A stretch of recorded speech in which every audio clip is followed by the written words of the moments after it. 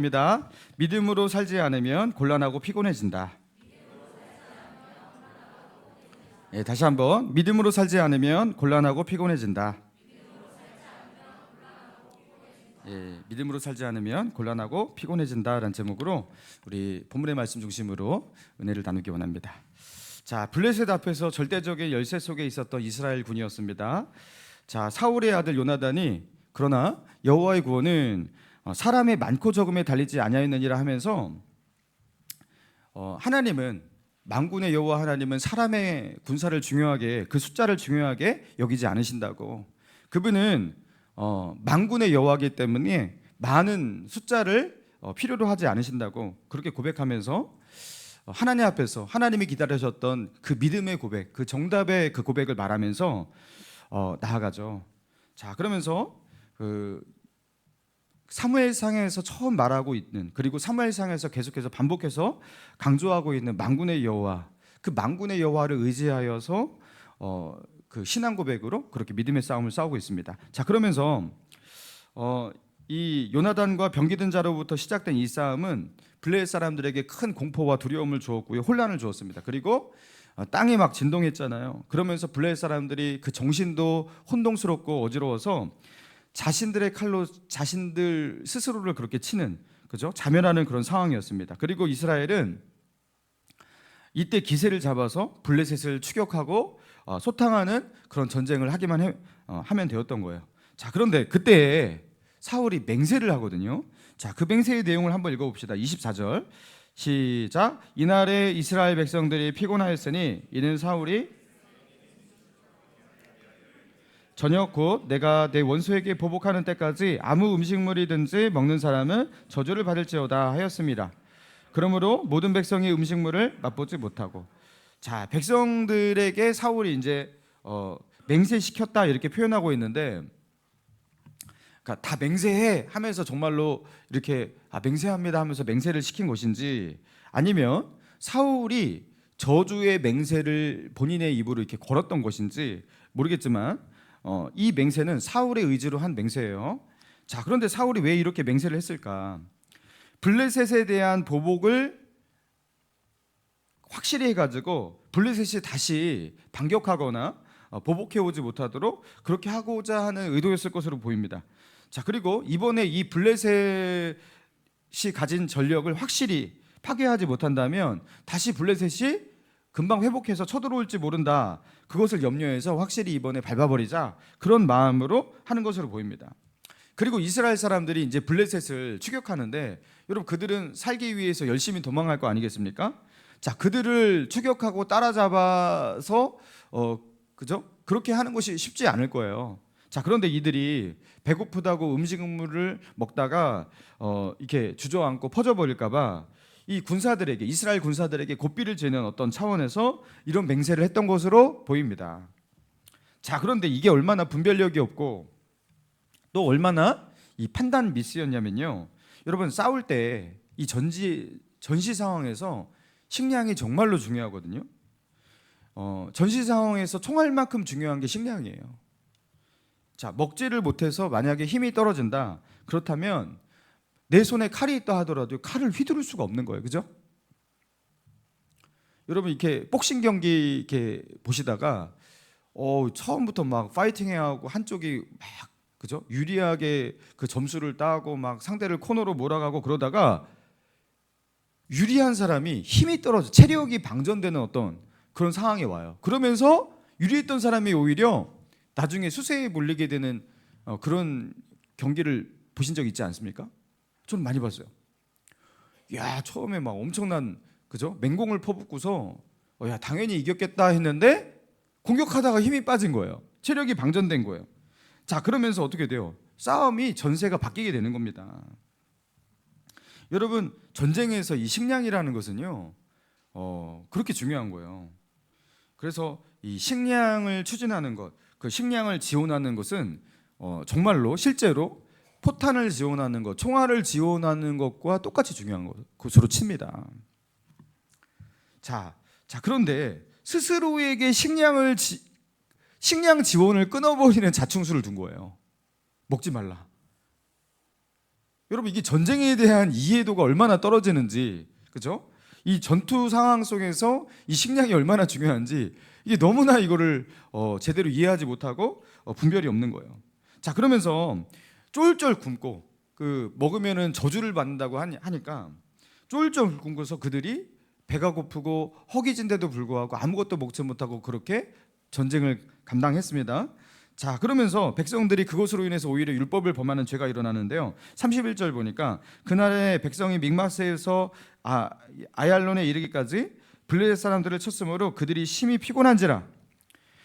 백성이 이에 탈취한 물건에 달려가서 양과 소와 송아지들을 끌어다가 그것을 땅에서 잡아 핏째 먹었더니, 자, 먹지 말라고 그랬는데 결국에 먹었구나. 이게요, 이제 어떤 해석이냐면 이 맹세를 건 게 이제 그 날에 끝난다라고 생각했던 거예요. 그래서 그리고 이스라엘 사람들은 하루가 언제 끝납니까? 해가 지면 하루가 다시 끝나고 시작이 된다고 생각했어요. 자, 그러니까 뭐 해가 질 쯤, 뭐 저녁이 될 쯤, 그렇죠? 그 무렵에 자, 이제 끝났구나 하면서 이제 먹어도 된다. 그래가지고 어떻게 하는 거예요? 소와 양 이런 거 가지고 와갖고 잡아가지고 뭐 구워 먹지도 못해요. 그죠? 이걸 뭐 요리해 먹을 그런 새도 없어요. 그냥 그것을 날고기로 그렇게 먹어야 했던 거예요. 왜입니까? 너무 배가 고프니까. 그 정도로 허기지고 굶주렸던 겁니다. 자, 그런데 신명기 12장에 보면요, 가축을 취해서 고기를 먹을 때 그 고기와 아울러 핏째 먹지 말라고 그랬어요. 그리고 피는 땅에 쏟으라고 했어요. 왜냐하면 피에 그 생명이 있으니까. 자, 그러면서 핏째 먹으면 안 되는 것이 이 율법의 명령이었는데 그 율법을 오히려 범하게 되는 죄를 짓게 된 거예요. 자, 그러니까 사울의 그 맹세, 그 저주로 인해서 오히려 그것을 지키려다가 백성들은 하나님 앞에서 율법을 범하고 죄를 짓게 되는 그런 형국이 된 겁니다. 자, 그리고 그렇게 저녁 식사가 끝나고 이제 블레셋을 추격해야겠다고 할 때에 이제 먹었으니 이제 밤을 새워서라도 블레셋을 추격하자, 저들을 소탕하자. 자, 그렇게 하려고 할 때 제사장이 와서 하나님께 뜻을 묻자고, 하나님의 인도를 받자고 그렇게 말하죠. 자, 그러면서 하나님의 뜻을 묻는데 하나님이 대답하지 않으셨대요. 자, 여기서 이제 어떻게 하나님의 뜻을 물었을까? 제사장이 입고 있는 그 에봇에 있는 그 판결 형패, 우림과 둠밈의 판결 형패로 물었을 것으로 보입니다. 자, 그런데 하나님께서 그것을 가지고 대답을 하지 않으셨대요. 자, 그리고 하나님의 이 반응, 하나님의 대답이 없자 자신들의 죄 때문에 하나님이 대답하지 않으신 거라고 그렇게 생각하고서 하나님, 우리의 어떤 죄 때문입니까? 누구의 죄 때문에 이런 것입니까? 하면서 제비뽑기를 한 거예요. 자, 그러면서 사울이 하는 말을 봅시다. 자, 38절, 사울이 이르되 너희 군대의 지휘관들아 다 이리로 오라. 오늘 이 죄가 누구에게 있나 알아보자. 39절은 같이 있습니다. 시작. 이스라엘을 구원하신 여호와께서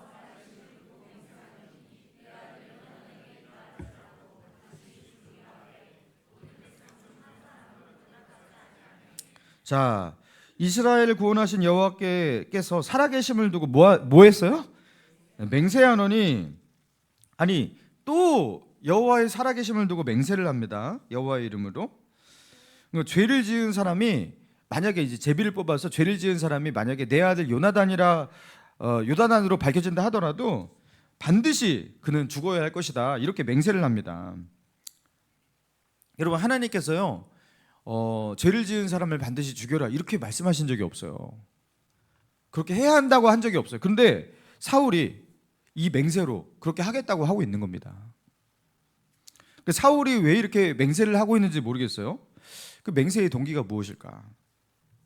뭔가 사람들 앞에서 카리스마적인 리더십을 가지기 원했던 이유였을까? 사람들 앞에서 내가 하나님 앞에 서 있는, 하나님 편에 서 있는, 그래서 하나님의 어떤 공의를 이루는 그런 사람이다, 그런 리더다, 이런 이미지를 갖기 원해서였을까? 자, 그러면서 죄인으로 지목된 사람은 반드시 내가 심판하여 죽일 것이라고 그 맹세를 이렇게 하고 있는 거예요.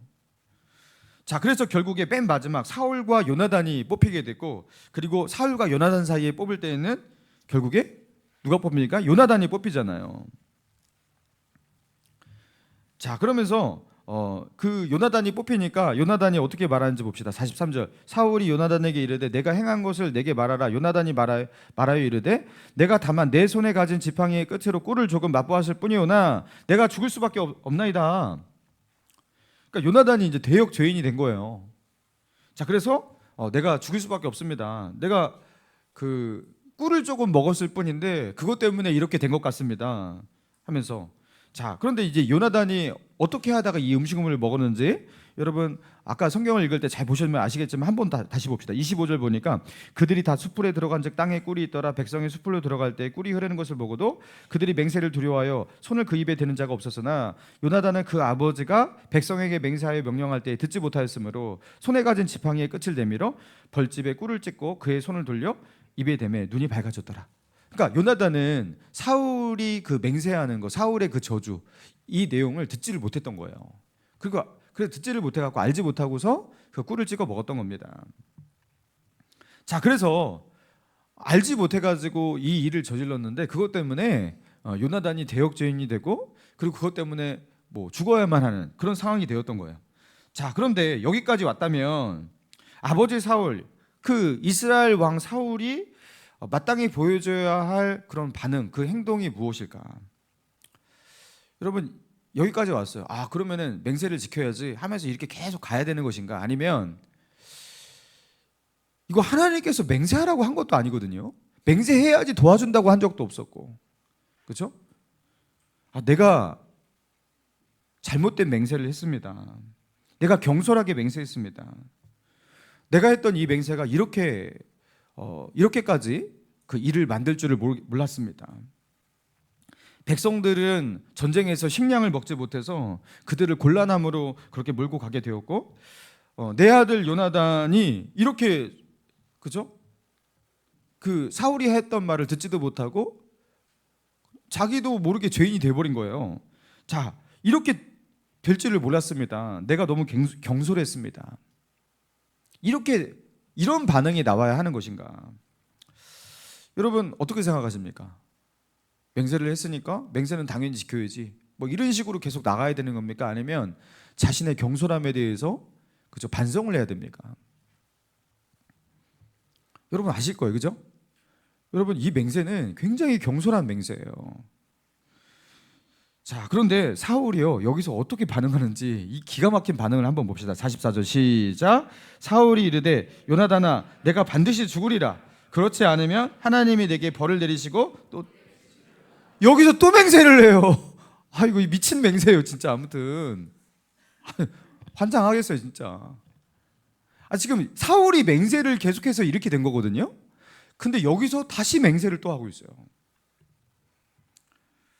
요나단아 내가 반드시 죽으리라. 그렇게 되지 않으면 내가 너를 죽이지 않으면 하나님이 내게 어떻게 하신다고요? 벌을 내리시고 또 내리시길 원하노라. 이렇게 맹세를 해버려요.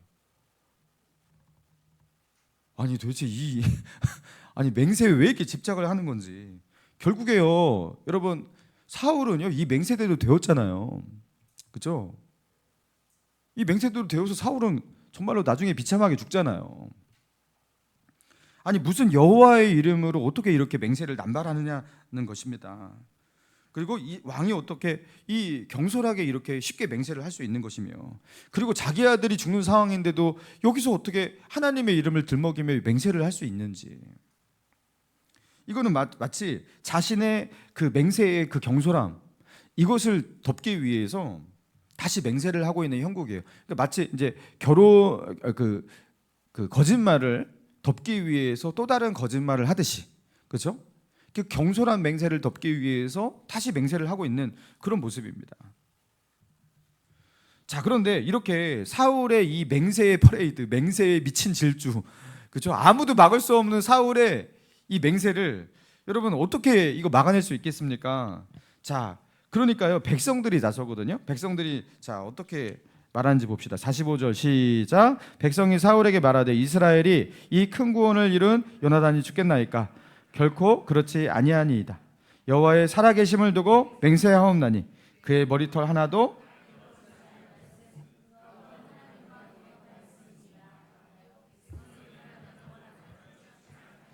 자, 백성들이 맹세로 자꾸 나오니까 사울이 어떻게 합니까? 백성들도 막을 수가 여호와의 이름으로 맹세하면 여러분 그거를 거스릴 수가 없잖아요. 그래서 백성들이 어떻게 하고 있어요? 여호와의 이름으로 그들도 맹세하고 있어요. 그러면 어떤 맹세를 지켜야 되죠? 그렇죠? 이 맹세를 막을 수 있는 길은 그렇죠? 여호와의 이름으로 맹세하는 이 맹세를 막을 수 있는 길이 여호와의 이름으로 맹세하는 것밖에 없었어요. 그래서 백성들도 여호와의 이름으로 맹세하고 있습니다. 하나님과 동역했던 그리고 이 모든 구원을 이루는 그 중심에 있었던 이 요나단이 어떻게 죽겠습니까? 그의 머리털 하나도 땅에 떨어지지 않을 것입니다 하면서 요나단은 죽지 않고 살 것입니다 하면서 여호와의 이름으로 맹세했어요. 자, 그러니까 사울은 어떻게 되는 거예요? 그럼 어떻게 하지? 끝난 겁니다. 여러분 이게 맹세, 그냥 이 맹세가 도대체 몇 번 나오는지 모르겠어요. 사랑하는 성도 여러분, 오늘 이 본문을 통해서 하나님께서 우리에게 주시는 그 메시지가 무엇입니까? 맹세 함부로 하면 안 된다, 장담 함부로 하면 안 된다, 그런 거예요. 맹세하지 마, 그러면 사울처럼 되는 거야, 이런 거예요. 경솔한 맹세, 약속 이런 것들이 얼마나 위험한지 그것을 교훈으로 알려주는 겁니까? 자, 그런 교훈도 있어요. 자, 그렇지만 이 본문은 단순히 그런 메시지에 그치지 않습니다. 이 본문에서 이 맹세하고 또 맹세하고 있는 이 사울의 모습, 자, 이걸 통해서 우리는 뭘 보게 되냐면 사울의 흐릿해진 분별력을 보게 되는 거예요. 그렇죠? 사울의 그 무분별한 판단력을 보게 되는 거예요.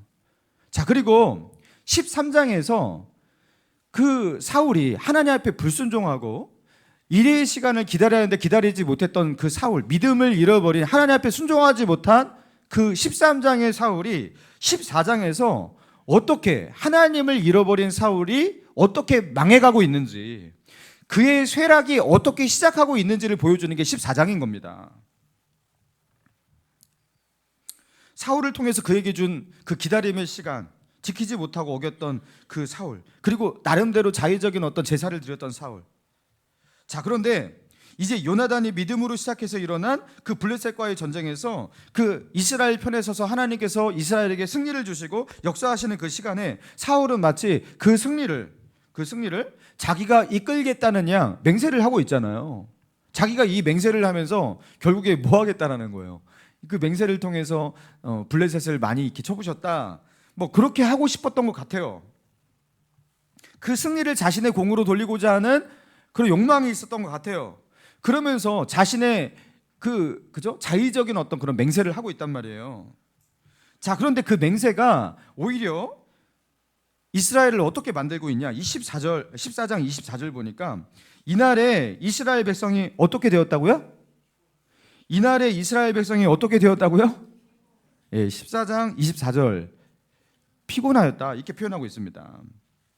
근데 그 피곤이 다른 것 때문에 그런 것이 아니라 사울의 그 맹세 때문에, 아무것도 먹지 못하게 만들었던 그 맹세 때문에 이스라엘 백성들이 경험하지 않아도 될 그 피곤을 경험하게 되었다라는 거, 피곤하게 되었다라는 겁니다. 자, 그리고 29절을 봅시다.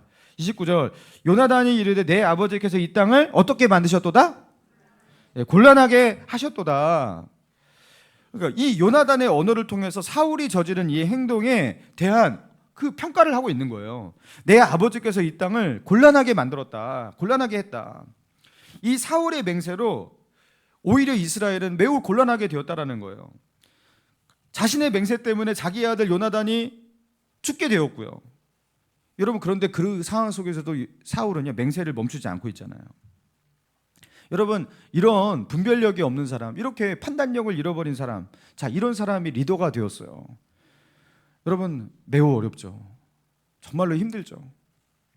여러분, 이 사울이 얼마나 백성들을 힘들게 만들고 있는지, 어렵게 만들고 있는지, 피곤하게 만들고 있는지, 여러분, 사울의 잃어버린 그 분별력, 판단력 때문에, 그죠? 승기를 다잡고 하나님이 주신 이긴 그 전쟁인데도 불구하고 그 전쟁이 너무나 피곤하고 너무나 곤란해지고 있는 겁니다.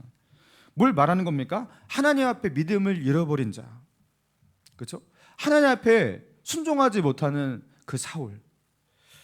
여러분, 그 사울, 그 하나님 앞에 순종하는 것에 실패하고, 그렇죠? 그렇게 자기에게서 떠나는 그 흩어지고 있는 그 병력들, 그 숫자들, 그들 그것에 집착하고 그 병력들을 잡아두는 것에 혈안이 되었던 믿음 없는 사울, 영적이지 못한 그 사울.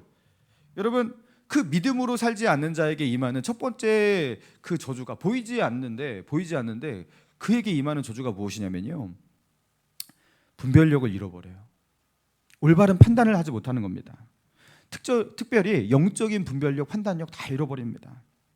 그리고 그러면서 자신을 힘들게 만들 뿐만 아니라 자기 주위에 있는 모든 사람을 힘들게 만드는 거예요.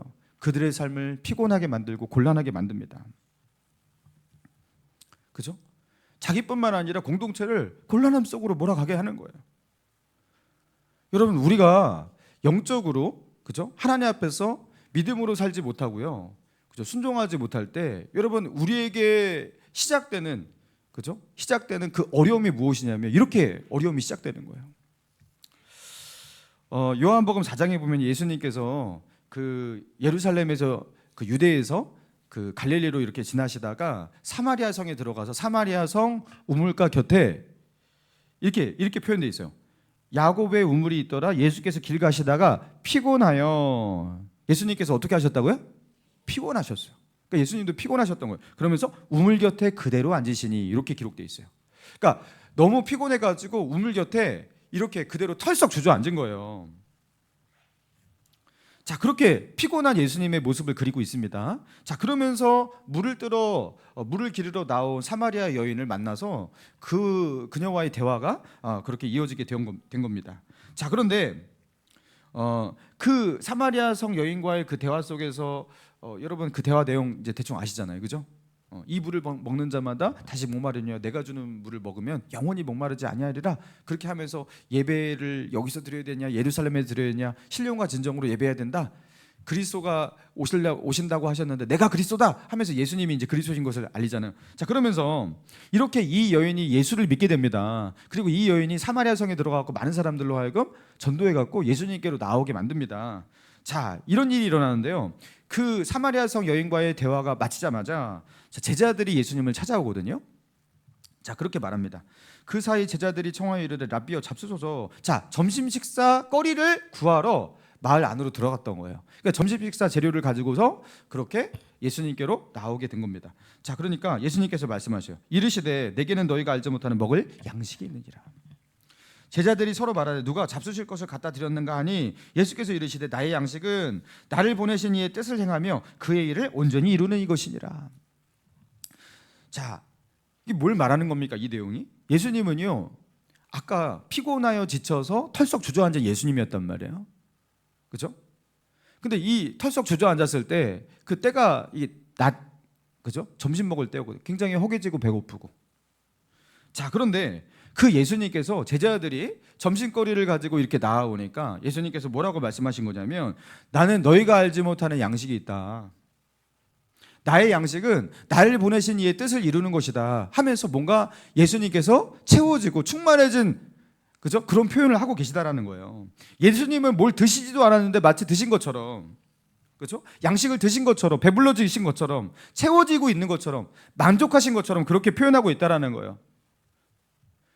예수님의 그 만족이 어디서 오냐? 나의 양식은 나를 보내신 이의 뜻을 행하며 그의 뜻을 온전히 이루는 것이다. 여러분, 하나님의 뜻을 행하며 그의 일을 이루는 거, 여러분 이게 뭡니까? 믿음으로 사는 거잖아요, 우리에게는. 여러분, 우리가 믿음으로 살아갈 때 여러분, 그것이 우리에게 무엇이 된다? 양식이 된다. 여러분, 믿음으로 살지 않고 내가 하고 싶은 대로 내 욕망을 채우는 삶을 살면 그게 나에게 양식이 될 것 같고 충전이 될 것 같지만, 여러분, 우리 많이 경험하잖아요. 그 속에서의 그 허탈함. 여러분, 믿음으로 살아갈 때 진짜 만족이 되고 진짜 충전이 되고 진짜 채워지는 줄 믿습니다. 그게 만족이 된다. 여러분, 믿음으로 살아갈 때 곤란하고 피곤해진 인생에 생기가 들어오게 되는 거예요. 할렐루야. 우리의 피곤함, 우리의 공고함, 이게 어디서부터 시작되는지 잘 보라는 거예요. 하나님과의 관계를 붙들지 않을 때 여러분, 그때부터요 삶이 피곤해집니다. 하나님이 내 삶의 중심에 있지 않고 다른 것에 초점이 옮겨지고 있을 때 여러분, 그때부터요 내 삶은요 이상하게 공고해지고 곤란해집니다. 버거워집니다. 사역자로서 제가 살아가면서 그럴 때가 있거든요. 아, 피곤하다. 이 피곤이 단순히 육체적 피로를 말하는 게 아니에요. 아, 피곤하다라고 느낄 때가 있어요. 야, 내가 계속 이렇게 사역을 할 수 있을까?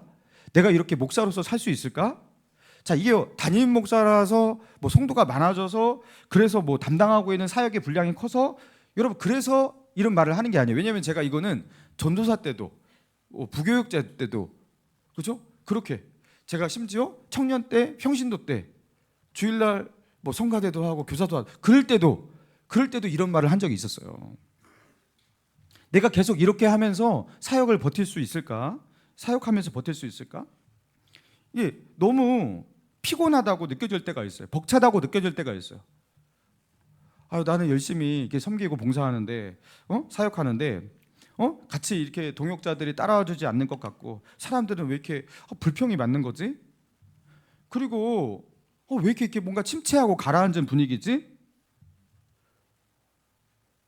모든 책임을 내가 다 떠안아야 하는 것 같고, 그러면서 그 리더는요, 그때 굉장히 공고함을 느낀단 말이에요. 여러분 그때 어떻게 해야 되는 거예요? 여러분 그때 이 모든 상황을 그죠? 돌파하고 뚫어낼 수 있는 사람은요, 그 공동체를 담당하고 있는 그 중심에 있는 리더입니다. 이 교육부서에서는 전도사님이에요. 소그룹에서는 목자고요. 한 교회 차원에서는 담임 목사예요. 근데 이 리더가 아니 내가 뭘 잘못해서 나는 열심히 했단 말이야. 나는 할 거 다 했어. 다 니들 때문이잖아. 너희들 때문이잖아. 자, 이렇게 말한다면 소망이 없어요. 여러분 그때 진짜 주님만 바라보고 무릎 꿇을 수 있는 사람, 이 사역의 현장을 떠나서 아무도 보지 않는 곳에서 진짜 주님만 바라보고 홀로 예배할 수 있는 사람, 엎드릴 수 있는 사람. 그래서 하나님은 많은 사람을 보지 않잖아요. 많은 숫자를 원하시는 게 아니잖아요. 하나님은 이미 만군의 여호와니까. 하나님은 모든 능력과 힘을 가지고 계신 하나님이시니까 내가 하나님을 의지합니다. 하나님을 바라봅니다. 하나님께 내가 소망을 두고 하나님께 나아갑니다 하면서 하나님을 의지하고 하나님께 엎드릴 수 있는 사람. 여러분 믿음의 싸움을요, 정면 돌파하면서 싸울 수 있는 딱 한 사람이 필요해요. 그 사람이 엎드리잖아요. 여러분 그러면 이상하게 지쳐있고 피곤하고 그죠? 내 삶에 그 들어와 있는 그 모든 그 독소 그죠? 이 피곤함 이런 것들이요 가시기 시작하는데 생기가 들어오기 시작합니다. 마치 이렇게 그 에스겔서에서 그 성전의 동편에서 이렇게 그 문지방으로 생수가 흘러나가는데 처음에는 발목, 무릎, 허리 이렇게 차오르듯이 하나님의 은혜가 내 삶을 이렇게 조금씩 채워가면서 이상하게 피곤함은 없어지고 생기가 들어오기 시작하는 거예요. 그러면서 공동체에 주님이 부어주시는 그 생기가 스며들고 차오르는 거예요. 나도 살고 우리도 살게 되는 거예요. 할렐루야. 사랑하는 성도 여러분, 이거는요 모든 가정, 뭐 교회, 직장, 우리가 감당하고 있는 모든 사역, 모든 관계에 다 적용되는 거예요. 다.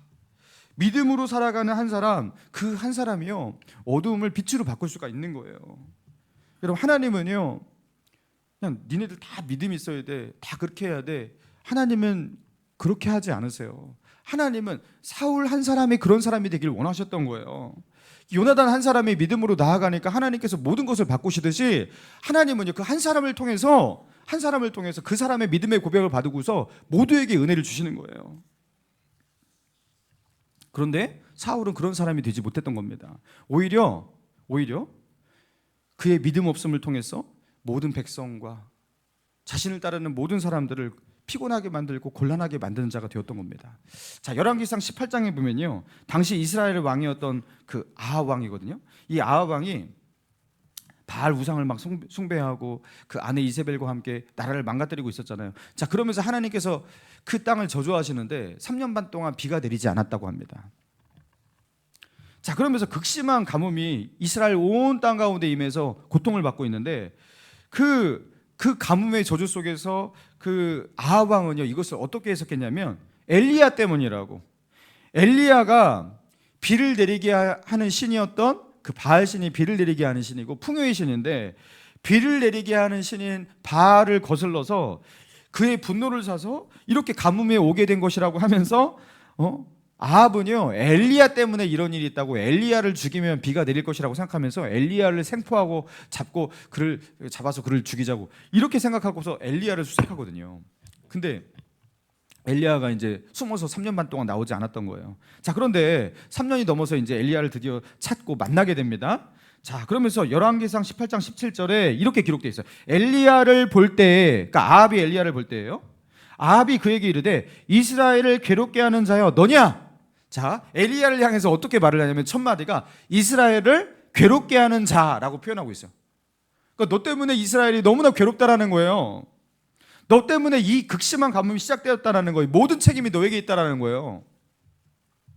그러니까 엘리야가 아합 왕에게 어떻게 대꾸를 하냐면 그 다음 구절에 그가 대답하되 내가 이스라엘을 괴롭게 한 것이 아니라 당신과 당신의 아버지의 집이 괴롭게 하였으니 이는 여호와의 명령을 버렸고 당신이 바알들을 따랐음이라.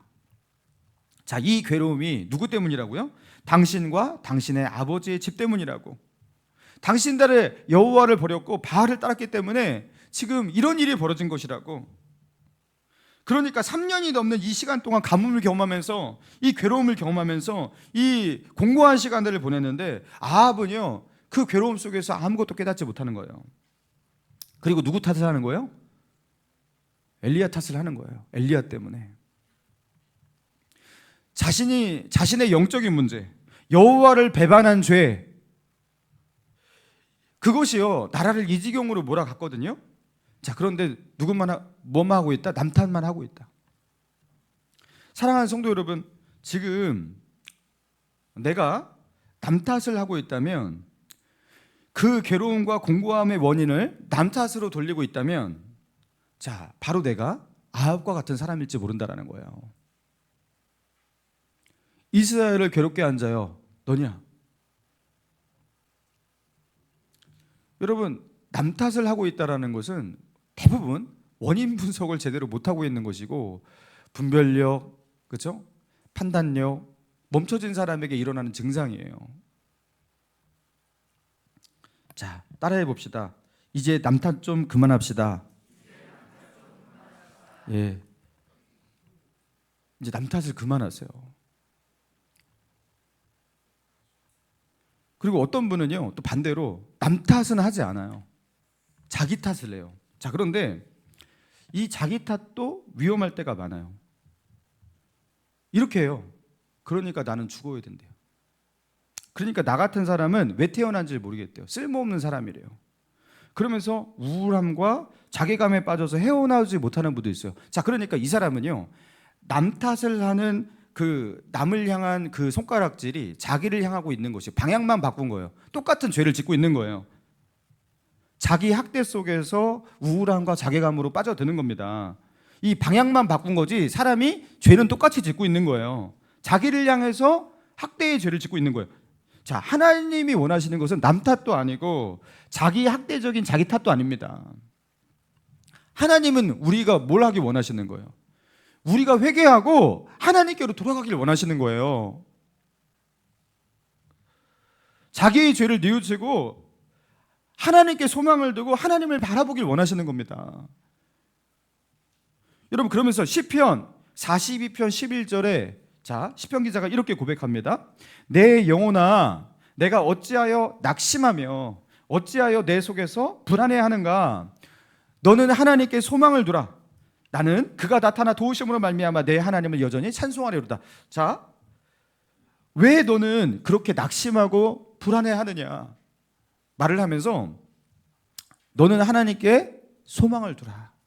자, 따라해 봅시다. 너는 하나님께 소망을 두라. 자, 여러분, 이게요 시편 42편의 이 시편 기자의 이 기도를 우리가 잘 봐야 될 게 무엇이냐면 자기가 자기에게 말을 하고 있단 말이에요. 여러분, 자기가 자기에게 말을 하시는 분 있습니까? 이거 때로는 위험할 수 있어요. 자기 혼자서 막 대화하고 있고 그러면 조금 위험할 수 있는데, 여러분, 때로는 우리가 이렇게 자기에게 말을 걸어줘야 돼요. 자, 어떻게 말을 거냐면, 야, 너 왜 이렇게 낙심해? 너 왜 이렇게 두려워하는 거야? 너 왜 이렇게 불안해하지? 너의 하나님 여호와를 의지하라고. 대성아, 너의 하나님 여호와를 의지하라고. 그분은 만군의 여호와라고. 너의 하나님 만군의 여호와께 소망을 두고 나아가야지. 너 왜 불안해하는 거야?